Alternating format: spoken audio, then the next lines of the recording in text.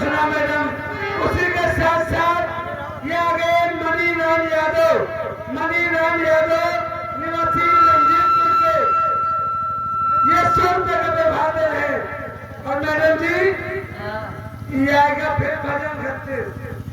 ये आवाज श्याम मनोहर भैया की तरफ से स्पेशल इनाम 50 रुपया। और कारी कहका गावे है सुखदेव शुक्ला का गाजो, ज्ञानदेव शुक्ला का गाजो, ओम प्रकाश मिश्रा का गाजो, नंदकौ शुक्ला का गाजो। और ये अभी लड़का के बाबा ज्ञानदेव शुक्ला जी की ओर से 100 रुपया रहा है। दादी की ओर से धन्यवाद 100 रुपया। और उधर मैडम जी उन्हें मुखों में